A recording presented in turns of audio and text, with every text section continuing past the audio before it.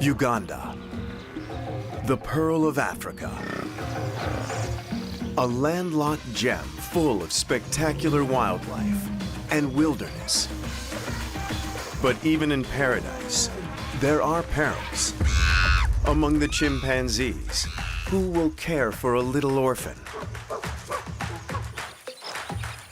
And can a lioness, wounded by a poacher's snare, survive to care for her cubs? Some animals here face challenges that require human help, like these rare giraffes who need a new home. We have 2 male giraffes and 4 females. Together, they're on the road to success in wild Uganda.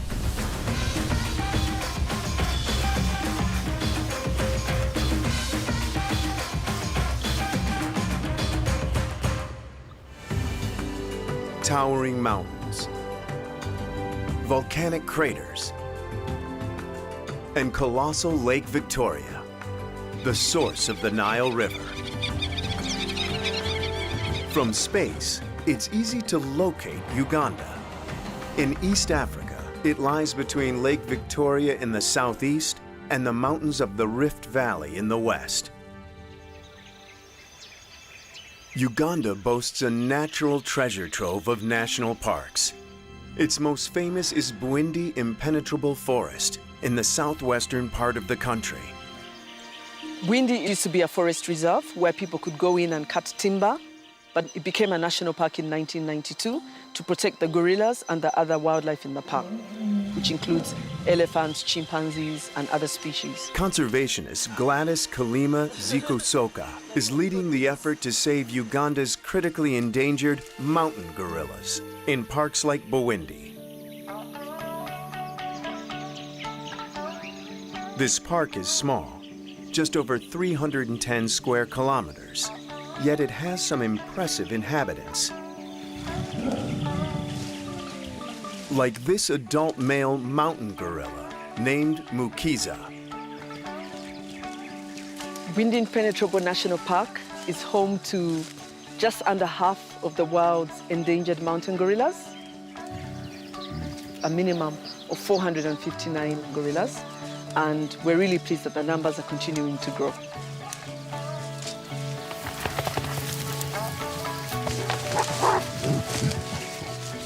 Mukiza is the head of a group of 10 gorillas, 6 adult females, 1 subadult male, 2 young females, and 2 babies.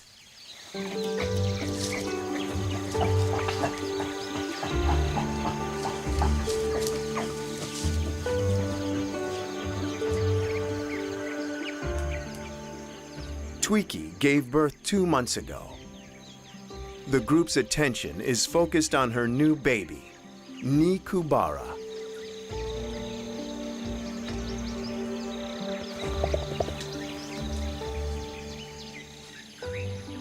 Mountain gorillas are so similar to us. We share over 98% genetic material. And clearly, a mother's love for her baby is part of our joint inheritance. Nikubara will depend on her mother until she's 6 years old.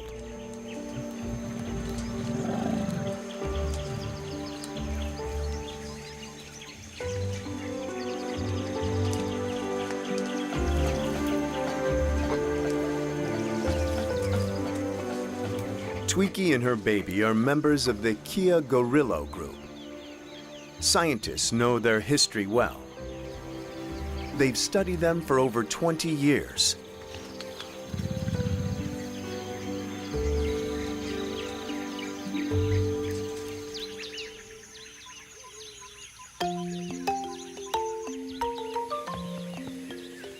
This fairy tale valley is such a popular gorilla eatery that it's attracted another group, the Bitakura.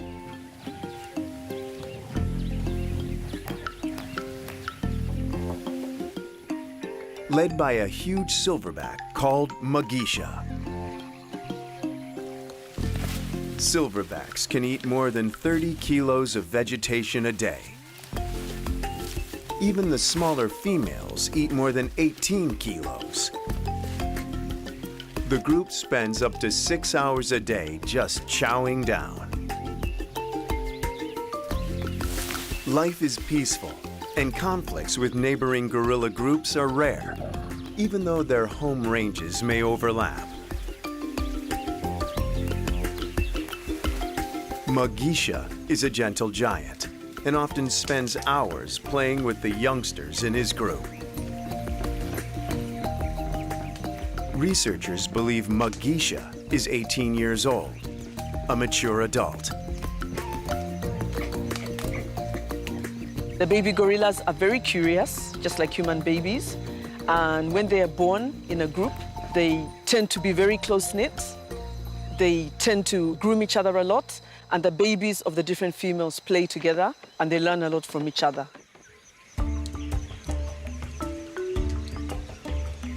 Gorillas can spend half the day relaxing once they get over their youthful curiosity. Gorillas are very sociable animals. They live in a harem with a father and many females and many babies. And the mothers are very good mothers. There are 13 gorillas in the Bidakuru group. This young male is known as Nguru. He's 2 years old.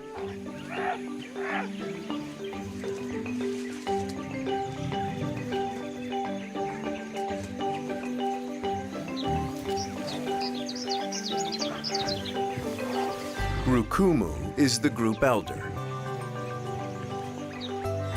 He's likely in his early 30s and was presumably once the dominant silverback. These days, he lives peacefully on the periphery of the group, enjoying a gorilla version of retirement.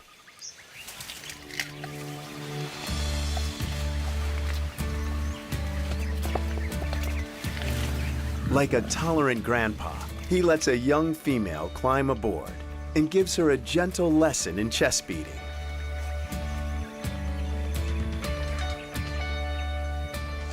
She learns quickly, even though chest beating is normally a male behavior. As in a human family, gorillas of all ages interact, cuddle, and play.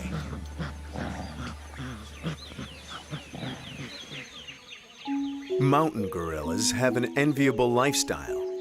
Long naps, followed by big feasts, followed by long naps. It's pretty much what all gorillas do. But when it comes to food, gorilla groups have different styles.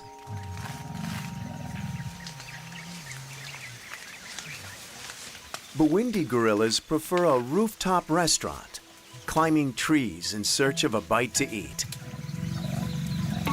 The gorillas mainly like to eat leaves, shoots, and stems, but because Bwindi Impenetrable National Park has very many tall trees, they also eat quite a lot of fruit. The entire group may scramble up as high as 30 meters to feast on ripe fruit in the treetops. Although the young gorillas are fairly clumsy, they still climb the tall trees and eat fruit right off the branches.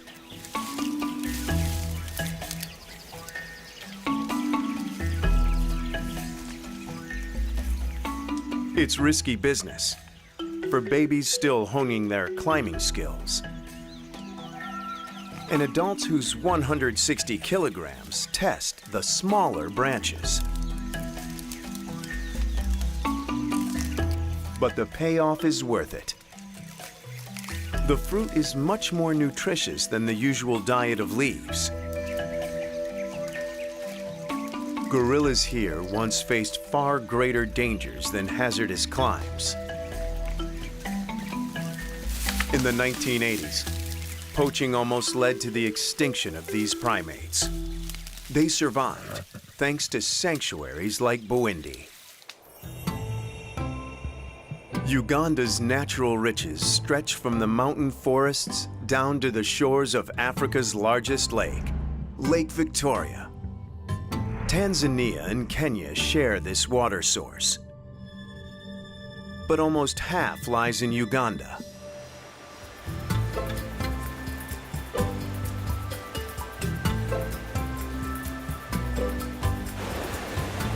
The White Nile springs to life from the northwest end of the lake as a wild, tumultuous stream.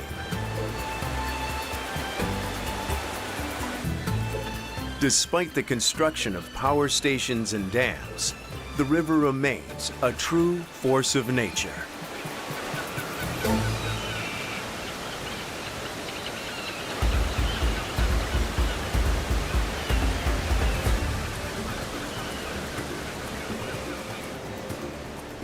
The Nile flows over plains and down rapids until it thunders over the edge of Murchison Falls. In fact, there are two waterfalls here, Uhuru and Murchison. Murchison Falls National Park is Uganda's largest conservation area. It's home to an endangered subspecies of giraffe called the Rothschild's giraffe. In Uganda, we have over 1,200 giraffes. And actually, the last stronghold of the Rothschild giraffe is Murchison Falls National Park, which is amazing. They can grow more than 5.5 meters in height, making them some of the world's tallest. Their coloring is unique too, with dark brown and orange patches on their bodies, while their lower legs have no markings at all. These gentle giants face threats from illegal hunting, human population growth, and oil and gas exploration. But conservationists have come up with a way to whisk them out of danger. Since the human activities are mainly on the north side of the Nile, Operation Twiga, Swahili for giraffe, has been translocating them to the safer south side.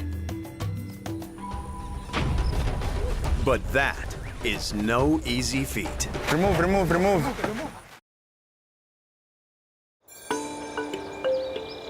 In Uganda's magnificent Murchison Falls National Park, wildlife experts are holding their breaths as they prepare to translocate 6 giraffes. For now, the animals are in a boma, or corral, waiting to be loaded onto a truck. This one sports a GPS headset to track her movements after release, so park rangers can be sure she's safe. Loading them onto the truck is tricky business. There's a little jockeying for position, but they gradually all settle in. A ranger secures the tailgate under the watchful eyes of a giraffe who's become everyone's favorite for his easygoing personality. His fans include 2 giraffe experts from Michigan State University who are helping with the operation. So he's the one facing the other side, that one? Yeah. Yes. The shortish guy. He's the one nicknamed Melman because he looks like the giraffe in Penguins from Madagascar. Melman, another male, and 4 females set out in a truck stocked with acacia branches for snacking on the go. Trucking giraffes is not without its perils. If one should fall and get trampled, it could meet a tragic end, but it's still the best way for them to travel. You can't travel with giraffes when they're lying flat. They can't spend a lot of time lying down because of the pressure in their body and the long neck. They're very, very fragile. It'll be a bumpy 17-hour journey to their new home. This is very exciting. The loading went well and all the giraffes are now in the carts. Everything went smoothly. Once you get the giraffe in a truck and they're with their fellow giraffe, they relax and they settle down.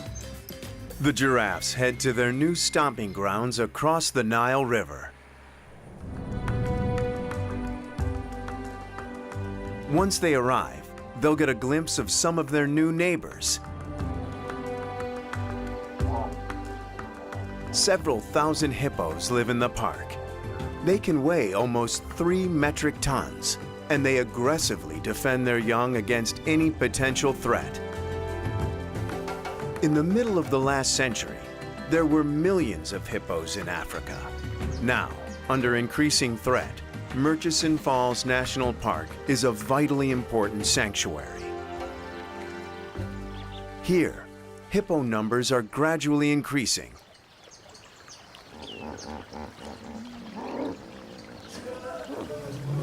At midday, thirsty elephants arrive on the banks of the Nile. The hippos obviously don't appreciate the other pachyderms pushing in and look for a quieter spot.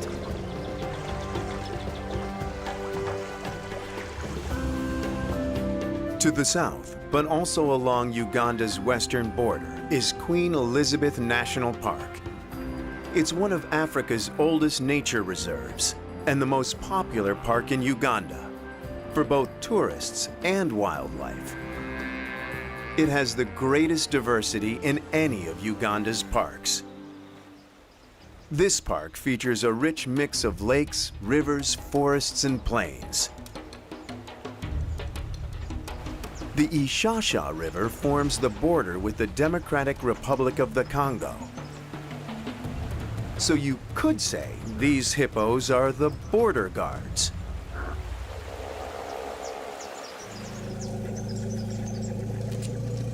Bull elephants sometimes gather in the forests and savanna alongside the Ishasha. Some may be 40 or even 50 years old, a good sign for the health of the park's herds. Elephant bulls were once thought to be solitary, but scientists now believe they sometimes band together. And in these bachelor herds, the old boys spend their time shooting the bull about the locals. The equator is just a few kilometers away, and frequent tropical rains keep the landscape a lush green, providing excellent grazing for thousands of animals.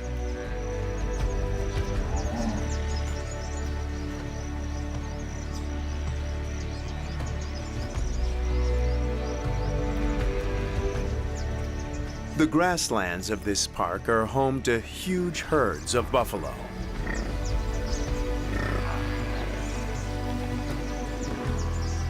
The intense midday heat drives them to water holes.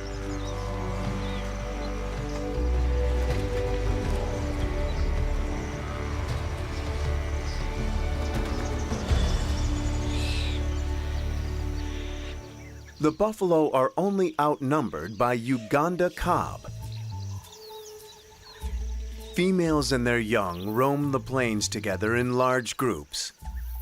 Males tend to lead solitary lives, but not during mating season. Each buck defends a small patch of grass in order to impress and hopefully attract females. They strut their stuff with fancy footwork. The occasional mock fight adds to the spectacle.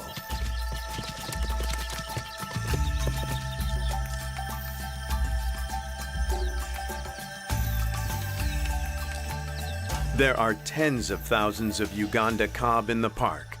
Right now, it's full of baby animals making their first unsteady steps. Young and naive, they're likely victims of armies of relentless hunters, especially when evening falls and spotted hyenas hunt. Tonight, they've made a kill. In the half-light, the hyenas devour their meal. Hyenas crunch and eat even the bones of their prey.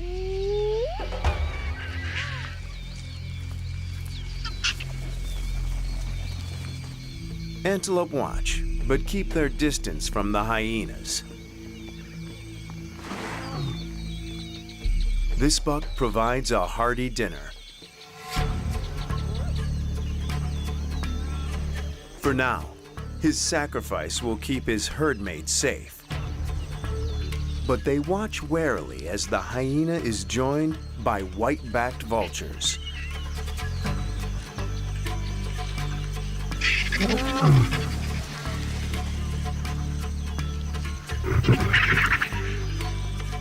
The vultures keep well away from the hyena's powerful jaws.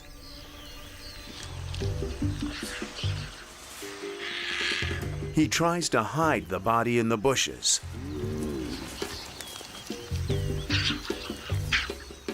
The vultures just wait. They know the hyena will eventually give up.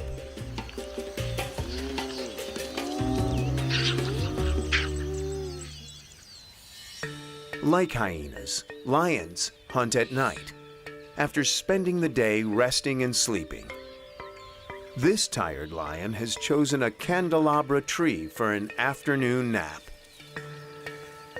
The lions of Uganda are among the few lions in the world who spend much of their lives in trees. And scientists don't know why. Is it simply a behavior that's been passed down for generations? Does this lioness just feel safe on her high perch? Or do the tree-climbing lions enjoy a better view of their prey?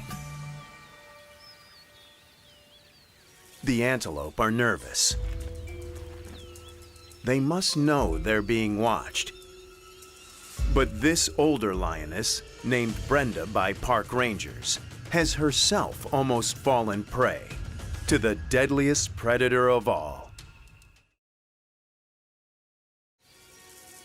It would seem lions would be the apex predators in Queen Elizabeth National Park in Uganda. But it's the wire snares of illegal human hunters that are the cruelest killers. Rangers collect thousands each year, but they can't keep up with a practice rampant in parks across Africa. Lioness Brenda was caught in a snare around her neck when rangers spotted her just in time and freed her. She still bears the scar, but she escaped with her life. Every day, rangers find animals caught in these snares. To free them, they have to immobilize them so the animals don't panic. The snares are designed to tighten as an animal struggles to escape.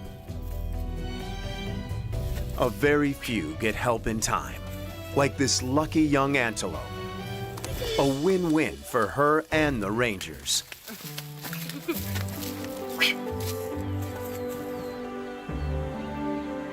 The snares are intended to capture antelope for the illegal bushmeat trade. But lions who follow the game trails are often accidental victims. Like Butcherman, a snare cost him his left hind leg. Yet this big-hearted lion still remained king of his pride for 3 years and sired many cubs. Because of poaching and habitat loss, there are now only half as many lions in Africa as there were 25 years ago, when The Lion King premiered in theaters. One creative solution is a community-based conservation effort called Snares to Wares. Local men and boys who once might have poached to make a living instead become artisans. They repurpose the snares to create sculptures of native wildlife. They sell their work around the world and even exhibit it at museums, like this tribute to Butcherman and his cubs on display at the Detroit Zoo. And a life-size giraffe at Michigan State University, which sponsors the program. The exhibitions shed light on the snaring problem and celebrate the beauty of Uganda's wildlife. The 6 giraffes being translocated across the Nile River in Murchison Falls National Park are still on the road. Now we have about 23-24 kilometers to get to the ferry, and then you can cross over and release them. The giraffe's carrier is traveling at just 16 kilometers per hour to avoid upsetting them. The most dangerous part would, if the truck went too fast or if we came across a bad patch of the road, and that would be very bad because that's how you get giraffes falling, and we wouldn't want that happening. It makes for a long, careful journey across the savannah. We have people on the truck watching them in case of anything, so everything looks good, good progress. But Melman and his buddies still have miles to go before they reach their new home.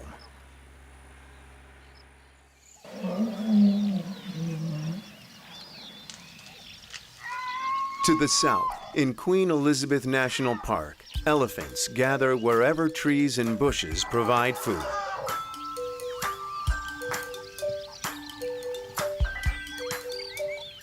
For decades, they suffered at the guns of poachers. But that's changing. We're really pleased that the elephant population in Uganda has really grown. In the 1980s, it decimated almost to zero, and now the numbers have gone up to 5,000, about 600%. And this is due to more protection efforts, more law enforcement, and more community conservation efforts in the parks where the elephants are found. The herd is led by a dominant elephant matriarch. She and her female relatives all care for the young. The young bulls in the herd are not as nurturing, to say the least. Instead of helping, they prefer to mess around, and they start from a young age.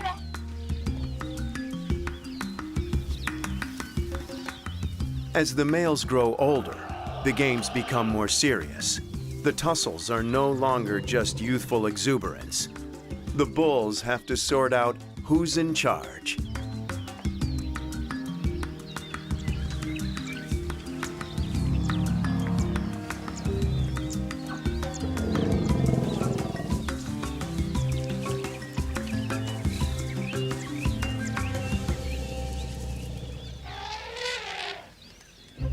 Other animals nearby are just as social, but they're much smaller, and they live in dens. They also have some very unlikely friends.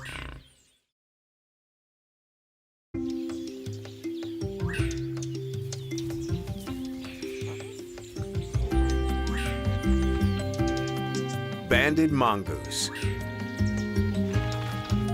They may look like rodents, but they're actually in the same family as civet cats and meerkats.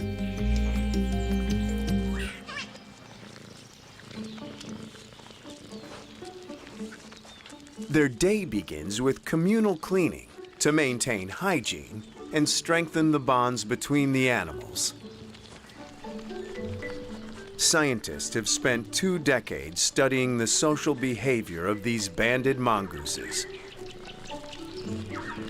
And they have a lot of quirks. For instance, mongooses living in the same group all give birth on the same day. This morning, once clean, the group of mongooses, which can be called a mob, pack, gang, or troop, heads out to find something to eat.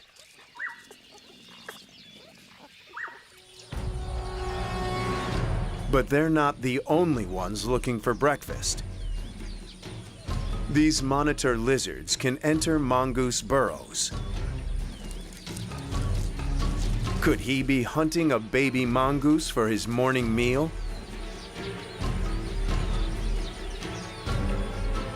These fast, fierce reptiles are among the most intelligent of all lizards and can actually learn to count. This guy's counting on a baby mongoose for breakfast. But his chances of getting a meal on the go have gone from 1 to none. He loses his appetite when he sees all the protective adults. Some species of mongoose are bold enough to attack venomous snakes, like cobras. So this dude is no problem for them. Recently, scientists observed another unusual mongoose behavior.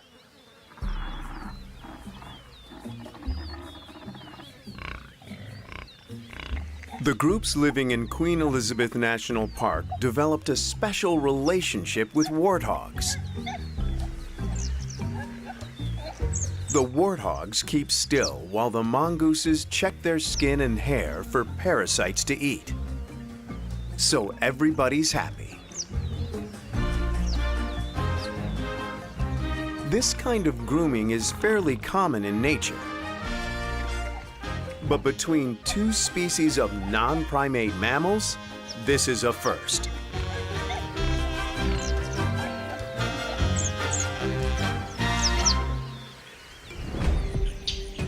In the ancient forests of Mount Elgin, a Sykes monkey has to do his own grooming. Nearby, elephant tracks pockmark the slopes.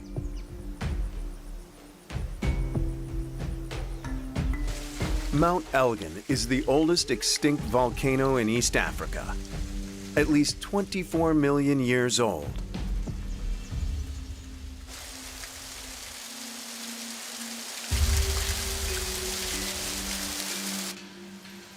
The tracks lead to a cave entrance.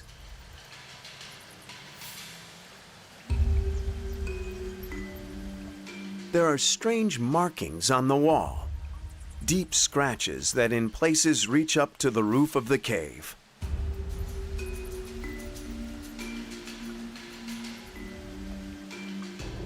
Even further inside the cave lies a disturbing sight: the skull of an elephant.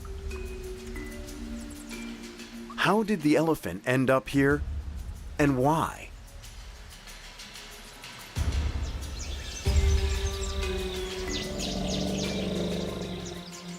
Poaching can be a threat in this area. Did an illegal hunter bring down this giant? But now, there's trouble elsewhere in paradise. There's a problem with the giraffes at a rest stop on their journey. We need to pull from there. As long as the vehicle is moving, the giraffe will settle down and they won't have so many issues. When the vehicle stops, they'll start kicking the truck and they'll start getting impatient. Do you have an animal down? One of the giraffes has fallen down, and it's Melman. Get it, get it. Just pull it from the other end. This could be a disaster.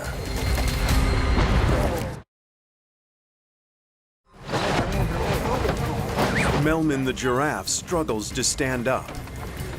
If the others panic and he gets caught in a tangle of legs, he could be trampled. Arthur helps with the rescue. Okay, that's good. It's not completely down.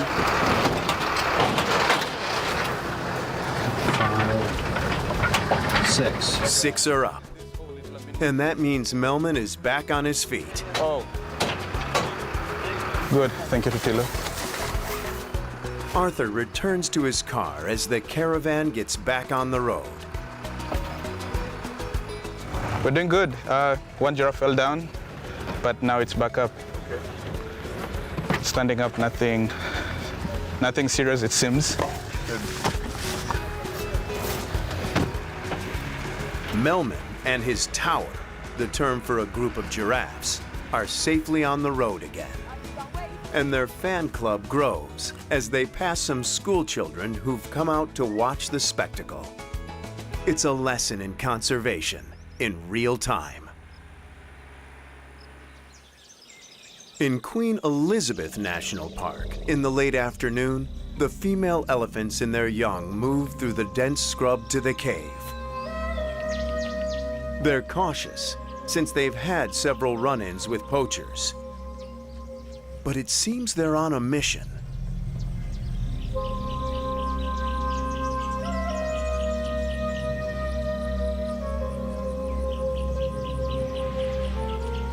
As twilight turns to night,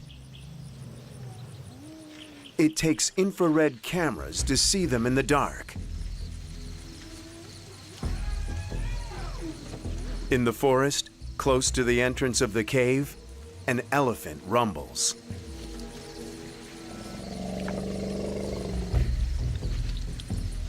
At the cave entrance, it becomes clear that at least a dozen elephants have made the journey here. They enter the cave one after the other. Despite the skull, there's nothing to fear today.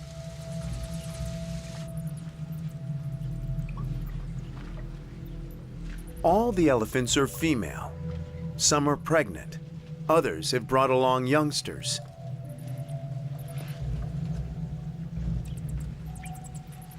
They feel along the cave walls with their trunks, in total darkness. The elephant in the front begins scraping at the ceiling with her tusks, loosening the salt from the walls and collecting the mineral-rich deposits in her mouth. Salt is an essential part of their diet, and they vacuum the rock walls for every last grain. Then, at 1 o'clock in the morning, as if on cue, the elephants leave the cave in formation. The route into the cave and the technique of scraping the walls have been passed from generation to generation for centuries. It's a tradition that exists only here on Mount Elgin.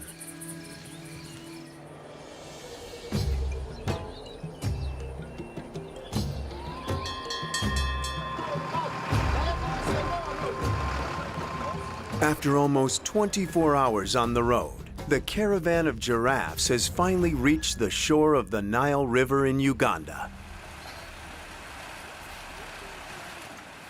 Arthur keeps a close eye on his charges as the driver carefully pulls the carrier onto a barge, which will ferry them across the river. The giraffes appear calm, cool, and collected, despite the bumpy ride. They're about to get a waterfront view unlike anything they've ever seen before. Safe on board the barge, the makeshift ark begins the crossing, far above the dangers in the river below. It'll take about an hour to reach the other shore, but it'll be well worth it. In their new home, the giraffes will be safe from man-made threats, and by mating with local animals, they'll increase the herd's genetic diversity and health. The southern side of Murchison is going to start having a giraffe population as other large mammals start to come back, like the elephants and other species. So we're really pleased about that. Almost 250 kilometers to the south, also near the Nile, in Kabale Forest National Park, a young animal is in danger. A tiny orphan chimpanzee awaits his fate.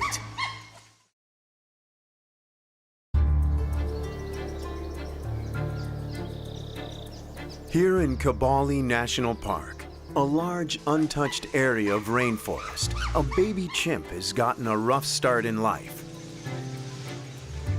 He lost his mother far too early. But things started looking up when the large male on the left, known as Brownface, saw that he needed a friend. Brownface did something very unusual. He adopted the little guy and raised him as a single dad. It is not common for male chimps to adopt baby chimps and raise them, because chimpanzees grow up in a family where they have a mother and 1 or 2 children. It's extremely rare for a male chimp to look after an infant. In Brownface's capable hands, Junior has grown much stronger. He's mastering the skills to escape life's perils. Brownface has proved to be a very good parent. These chimps are among Kabale's most famous inhabitants, and they're thriving. The chimpanzee numbers have gone up, which we're really pleased about. In 1997, there were about 3,300 chimpanzees in the country, and now the numbers have gone up to about 5,000. These particular chimpanzees live in the Ngogo region of the park.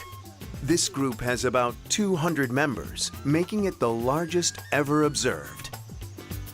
In 25 years of study, scientists have learned a lot about the group.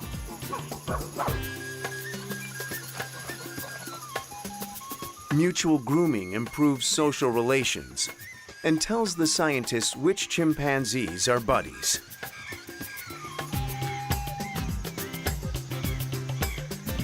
Junior is learning basic skills, like how to make his own bed, since chimpanzees build nests like this to sleep in at night.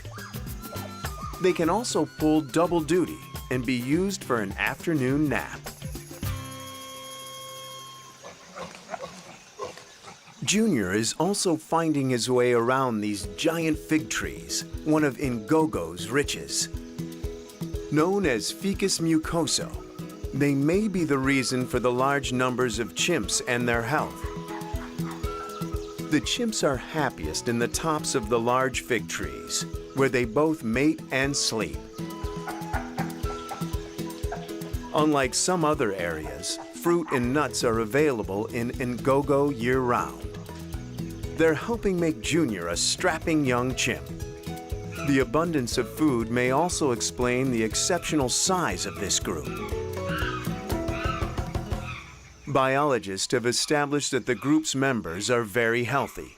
The average age of the animals is 33, while nearby groups have an average age of just 20. A group of males rests on the ground. Coalitions like this are often maintained over years, sometimes even over a lifetime. And in Ngogo, females establish similar alliances. Chimpanzees form these cliques to hunt and to help each other gain status. But all work together to aggressively expand the group's territory. They frequently drive neighbors from their fruit trees and out of the area.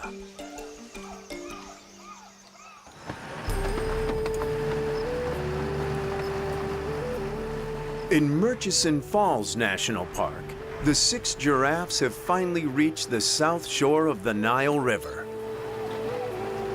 Despite a very long journey, they're safe and sound on the other side. At the release site, Arthur lends a hand to help set up a chute to guide the giraffes safely off the carrier. Let us pull. But with the trailer door open, the giraffes aren't quite sure what to do.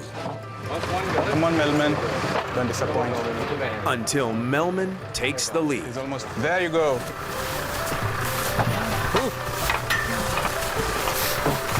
All 6 out.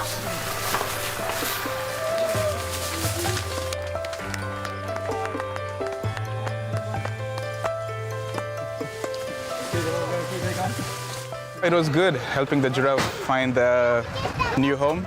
So it's a great opportunity to see them run away and just being free.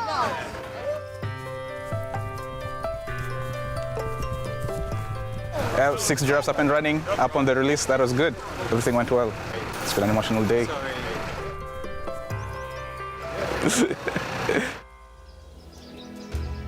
Wild Uganda's national parks are jewels in Africa's verdant treasury. But they do hold perils for giraffes like Melman and his tower, lions like Brenda and Butcherman, and orphans like Junior. Only with a little help from their friends can it also be a paradise, a sanctuary of wild beauty they can safely call home.